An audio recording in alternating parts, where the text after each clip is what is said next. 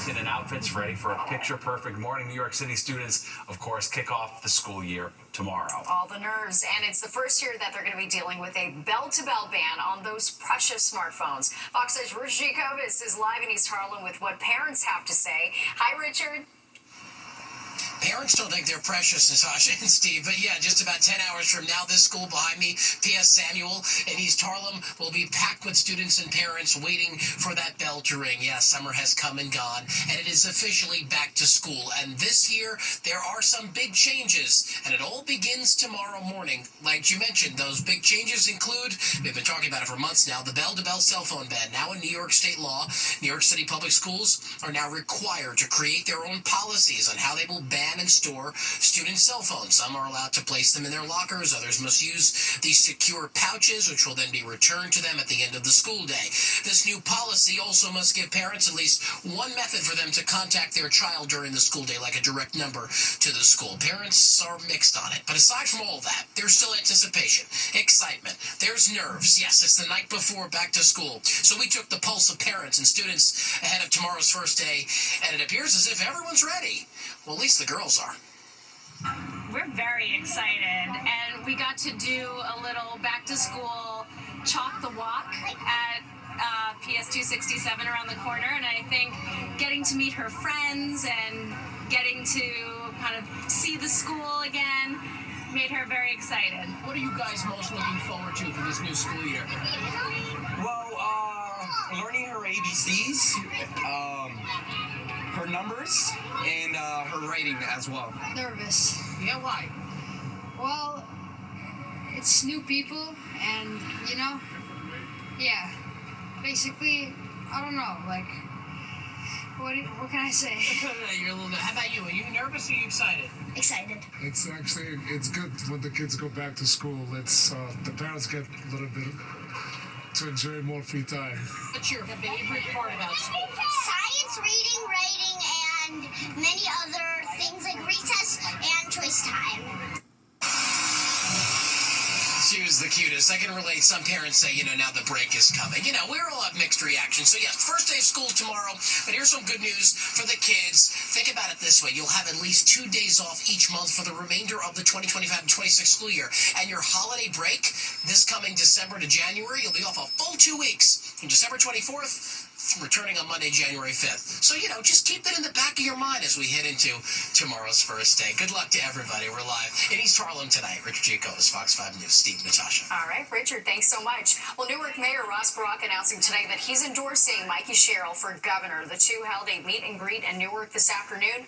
Barack is saying that the congresswoman is the best candidate to run the state of New Jersey. Sherrill is running against former Republican Assemblyman Jack Ciattarelli. A police-involved shooting on Long Island leaves one man dead. This all unfolded around midnight in Carl Place. Nassau County officials say the mother of a 30-year-old man called police saying her son was intoxicated and out of control. Officers say he pointed a weapon at them. After refusing numerous commands to put it down, they were forced to shoot. The weapon turned out to be a BB gun. The third officer that got there to the scene also ordered numerous times, put the gun down, put the gun down. And the individual kept walking towards the officer. As he was waving that gun at the officer, after numerous commands to put the gun down, our officer shot. Detectives say the suspect had multiple arrests for assault, including one on Monday. And developing tonight, police are looking for the man accused of raping a woman in Midtown. They released this surveillance video of the suspect. The attack happened Monday night inside a business near West 36th Street and Broadway. Police say the 34-year-old victim was able to fight him off. She was taken to the hospital in stable condition. The suspect took off, and anyone with information about him is being asked to call police. At least 15 people are dead after a cable car derailed in Portugal. It happened during rush hour in Lisbon. At least 18 others were injured. The electric streetcar, considered one of the city's biggest tourist attractions, and is even classified a national monument. The cause of that crash is now under investigation. Israeli tanks moving along the Gaza border as the IDF begins its new offensive to take Gaza City. Officials declaring Gaza City a combat zone and ordering Palestinians in the region to evacuate.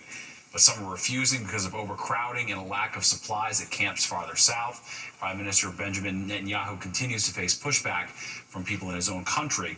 Today, protesters held a day of disruption, calling for him to reach an immediate ceasefire deal. Well, a historic decision for New York State courts. The groundbreaking ruling allowing the use of new DNA technology in the trial of Rex Sherman. And a push to keep women safe on the streets of New York by changing the laws around selling pepper spray. And one of President Trump's biggest allies taking the side of Epstein survivors as they put pressure on Congress to release all of the Epstein files.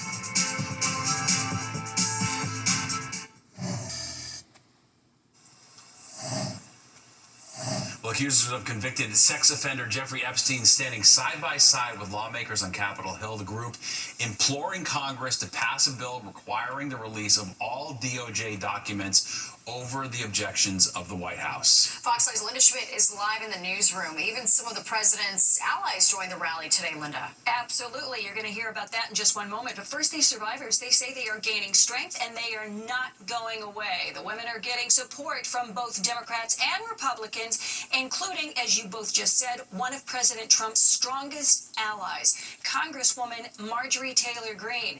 Now, earlier today, Greene calling out every presidential administration dating back to the 1990s for failing to properly investigate and prosecute Jeffrey Epstein and all of his alleged co-conspirators. Now, Greene stood side by side with survivors on Capitol Hill who say they were sexually abused and trafficked to powerful men by Epstein when they were teenagers. Some of them were just 14 years old at the time. The women demanding that Congress back a bipartisan bill from some Democratic and Republican lawmakers, including, once again, Marjorie Taylor Greene, to force the Justice Department to release all of the Epstein files.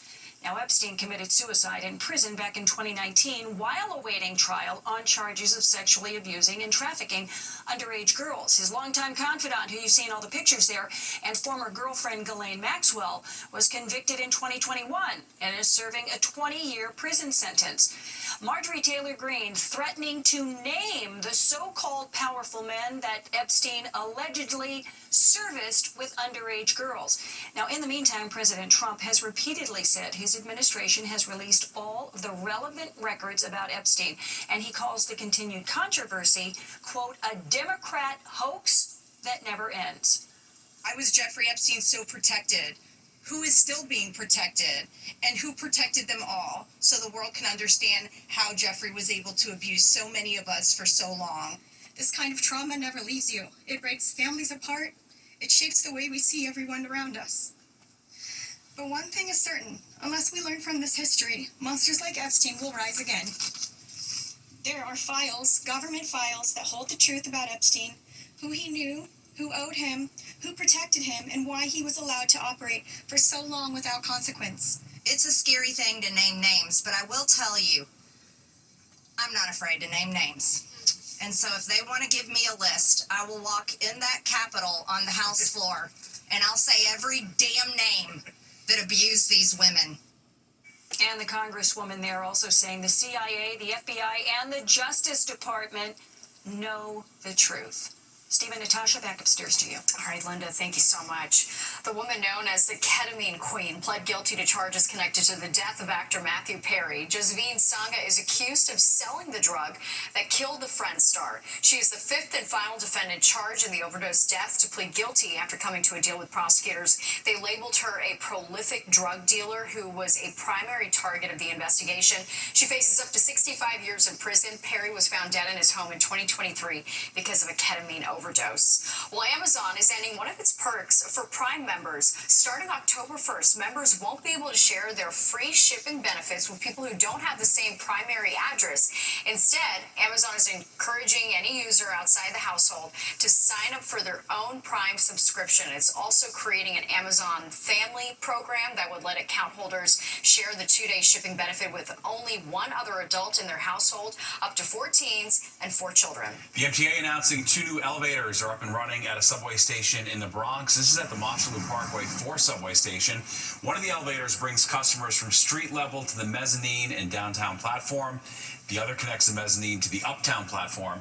Crews also made new upgrades, including 3 new stairways, a bigger mezzanine, and new lighting and turnstiles. Well, a massive blow to the defense team for Rex Heuermann, a judge ruling advanced DNA evidence can be used in the trial of the accused Gilgo Beach serial killer. Fox 8's Jody Goldberg is in Riverhead, Long Island with what's next. This ruling, almost 6 months after the hearing started, comes as a big win for prosecution. The judge didn't announce his decision inside the courtroom, but as the district attorney walked out, he said, quote, "We won." Take a look at these photos of Rex Heuermann taken inside the courtroom. He stood silently in a suit and sported a new hairstyle. The architect from Massapequa Park was arrested back in 2023. He's charged in the murders of 7 women, all sex workers dating back to the 90s. Some of their remains found along Ocean Parkway near Gilgo Beach. The court has heard arguments about the possible use of this DNA testing that ties him to the alleged murders. Both sides called on experts to make their case. Asa Ellerup, Heuermann's ex-wife, was in the courtroom along with families of some of the victims. This marks the first time this type of evidence will be allowed in New York.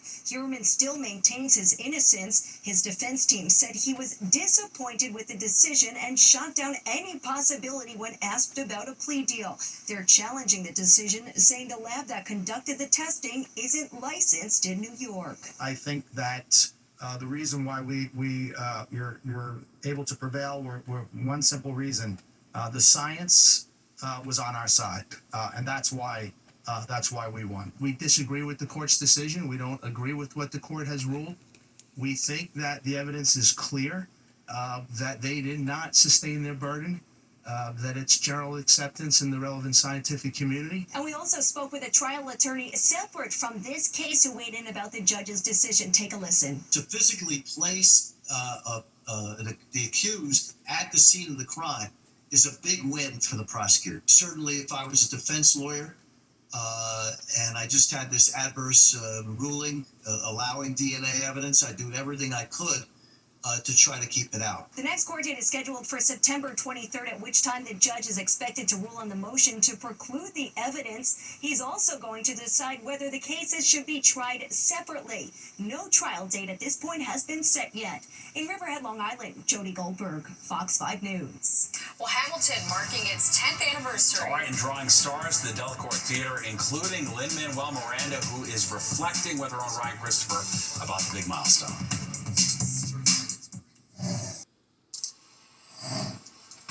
Welcome back. A special version of the iconic Broadway play Hamilton is hitting theaters. It premiered at the newly revitalized Delacorte Theater, home of the Public Theater's free Shakespeare in the Park.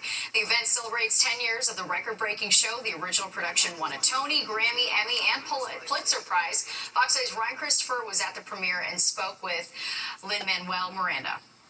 This is a huge night for you. How are you feeling? 10 years, full circle. This feels like a family reunion tonight. Absolutely. I'm thrilled that I've seen so many of the original cast on the carpet. It's been a joy celebrating with them this year, starting with the Tony Awards. Which was incredible to watch, by the way. Thank you. And it was such a joy to just reunite and make something. The film will be released across the U.S., Canada, and Puerto Rico on Friday, with an international release later this month. Very nice. All right, let's get a check of the forecast now with Nick. Gorgeous night for that, no doubt, Nick. Yeah, another round of great weather today. Comfortably warm, upper 70s, a little puffy, little fair weather clouds. That was about the worst of it. You sort of take a look at the wide view here, though, and again, we are definitely looking at some showers that are still on into the forecast here. And one of our graphic system didn't change. Anyway, these showers are going to be coming through here eventually, starting tomorrow early evening, it looks like. It's a line of showers coming down from Canada. It's a cold front, actually, although on the other side of that cold front on Friday, we're going to see temperatures go right on up into the 80s once again.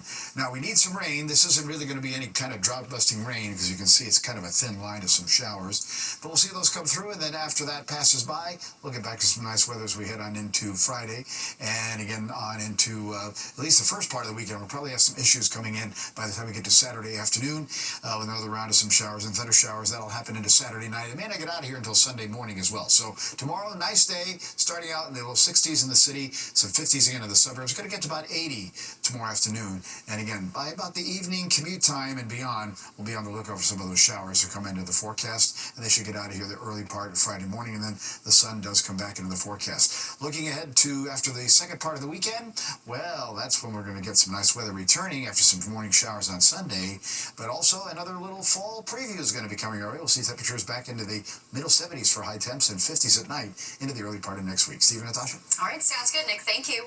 Making self-defense easier. That's the idea behind a brand new piece of legislation. All right, how it will change the way people are able to buy pepper spray.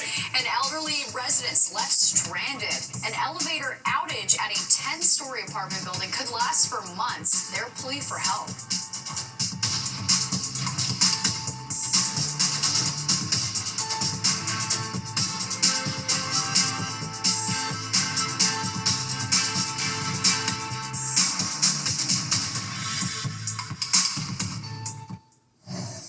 You're watching the 10 o'clock news.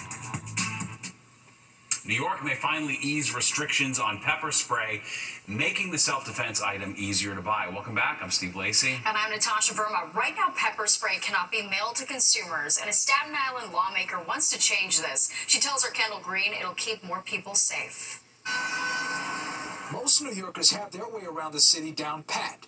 Which route, which road, and what they expect along the way. New York is one of those places where people do not understand, personal space, and you do want to protect yourself. That's the intent behind New York State Senator Jessica Scarcella-Spanton's bill. It aims to make pepper spray and mace more readily available for those who feel they need it. I think this is just a really common sense move so that people can feel safe in their environment.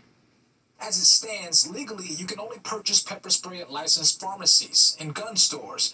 And if you try to order it online, you can't with the New York State zip code. This bill will just make it easier lifting those provisions so that you could purchase it online and that more retailers would have it readily available to them.